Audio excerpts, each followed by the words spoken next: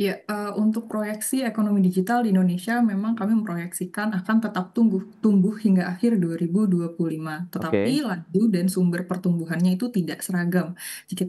Kami memproyeksikan mesin utamanya berada pada pembayaran digital dan pembiayaan digital dengan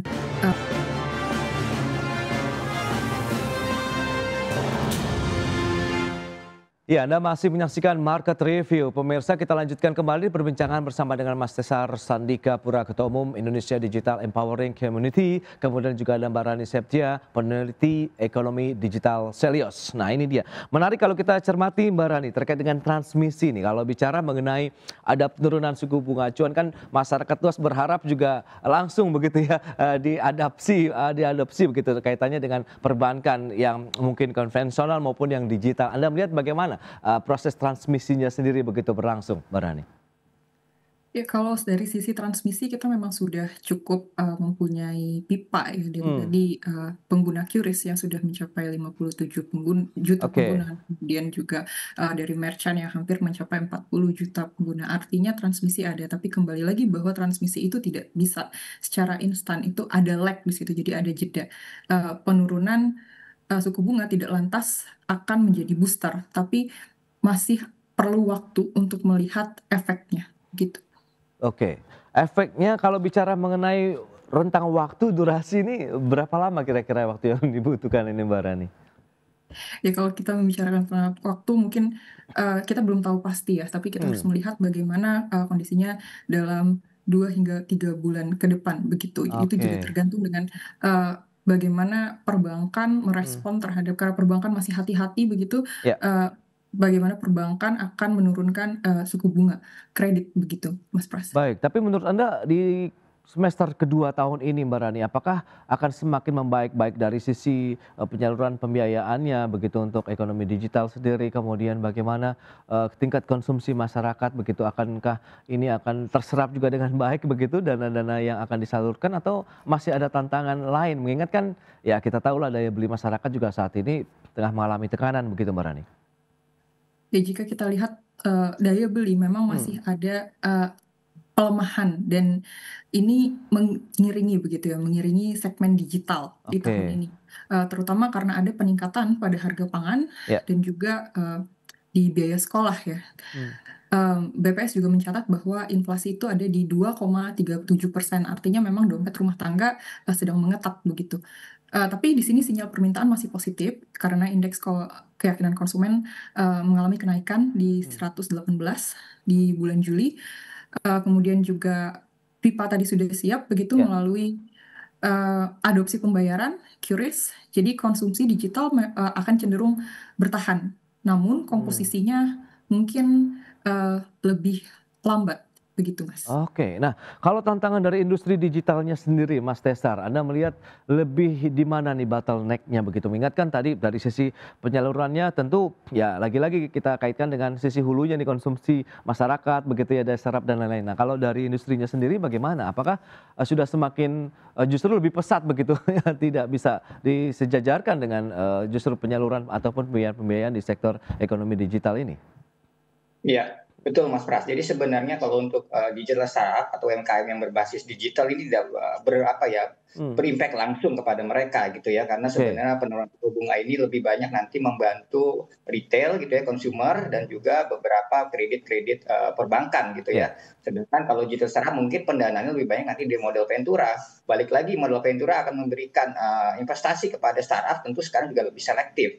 Di lain Hmm. sisi, proyek-proyek di nasional gitu ya, baik swasta maupun pemerintahan juga saya lihat mengalami penurunan. Bahkan kemarin saya lihat di APBN terakhir untuk dana digital atau AI atau IT bahkan agak dicoret tuh ya kemarin saya lihat gitu ya. Jadi ini sebenarnya agak mengerikan kalau menurut saya untuk industri IT terutama ke 1 tahun ke depan gitu. Apakah memang proyek-proyek internal pemerintahan maupun di luar pemerintahan apakah semakin banyak atau kita sebagai pelaku startup digital harus Hmm. bertarung gitu ya melakukan inovasi sehingga perusahaan-perusahaan kita tetap bertahan dengan keadaan ekonomi ya tentu juga sekarang Hmm, politik yang juga tidak stabil ini menjadi jadi challenging juga sih di 1 tahun ke depan, Mas Pras. Nah, oke. Lantas poin yang masih dibutuhkan sebenarnya di bagian yang mana? Kalau memang kita bicara mengenai apakah butuh kebijakan begitu, dukungan finansial dalam artian pendanaan juga secara langsung dari pemerintah, kalau misalnya Anda katakan tadi APBN, atau seperti apa sehingga ekosistem digital juga akan semakin bertumbuh, semakin baik, semakin saling bersinergi begitu?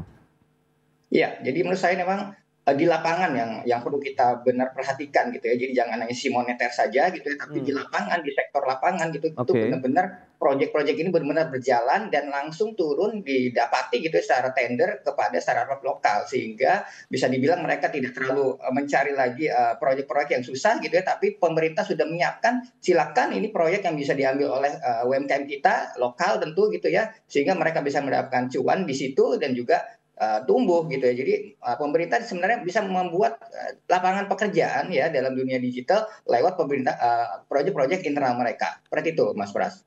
baik baik. Nah, dengan tantangan yang seperti sudah disampaikan dari sisi infrastrukturnya, kemudian bagaimana dengan kemampuan daya beli masyarakatnya, Seleo sendiri melihat bagaimana proyeksi di tahun 2025 inilah paling tidak begitu. Apakah ya perkembangannya akan semakin membaik begitu, cenderung positif begitu, atau lebih akan tetap menang di bagian yang kalau kita bicara mengenai ekonomi yang konvensional misalnya?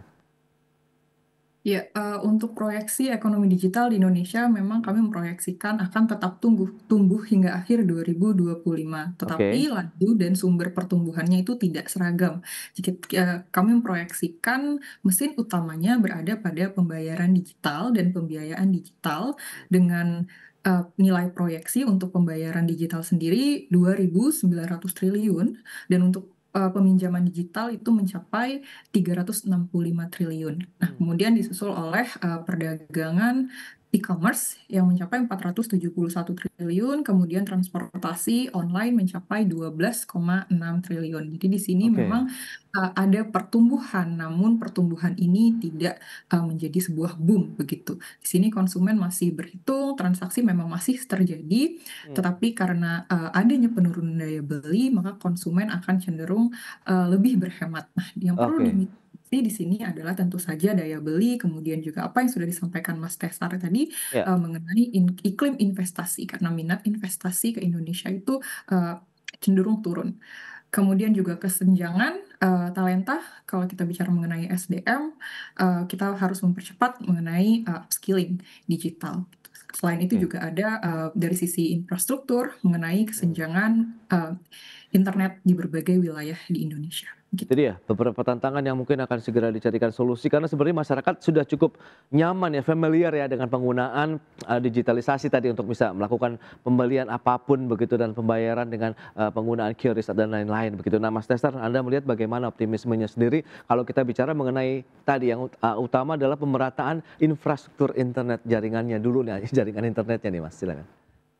Iya, kalau jaringan sebenarnya kan itu sudah dilakukan oleh Kominfo atau Hmm, Komdigi sekarang gitu ya ya, dalam apa misalnya Palaparing ya. Ya, saya rasa itu terus berjalan gitu ya dan juga mungkin perlu koordinasi dengan pihak-pihak swasta gitu yang ya, ISP gitu ya, mungkin provider ISP bisa membantu percepatan di sana. Tapi di lain sisi saya melihat walaupun nanti infrastruktur sudah merata, balik lagi ini kan yang menopang adalah industri-industri UMKM berbasis digital. Ini juga perlu diperhatikan dengan roadmap yang mungkin yang pemerintah sudah buat kemarin seperti roadmap AI nasional seperti itu ya. oke, Itu menurut saya benar-benar terimplementasi di lapangan secara nyata gitu ya. Apakah yang sudah dilakukan dari people, proses dan teknologinya di pemerintah gitu ya, sehingga semua sektor yang terkait dengan roadmap AI nasional itu bisa mendapatkan manfaat gitu ya, bukan hanya sekedar tanda kutip retorika gitu yang bisa dirasakan langsung lah oleh semua pelaku oke. industri digital ekonomi. Seperti itu, Mas Itu Pras. dia, butuh dukungan semua pihak, pemerintah, pelaku usaha begitu dan pihak-pihak terkait lainnya, masyarakat luas begitu ya untuk bisa mendorong lagi perekonomian digital kita, kemudian juga teknologi digital Indonesia begitu ke depannya. Baik, Mas Tesar, Mbak Rani, terima kasih banyak atas informasi, update dan juga insight yang sudah disampaikan kepada pemirsa pada hari ini. Selamat melanjutkan aktivitas Anda kembali. Salam sehat, sampai berjumpa kembali Mas Tesar, Mbak Rani. Terima kasih. Terima kasih, selamat. Terima kasih. Baik pemirsa, jangan beranjak dari tempat Anda. Kami masih akan kembali dengan tema menarik lainnya terkait dengan lifting migas di tahun 2026 yang ditetapkan 1,59 juta BOE/PD.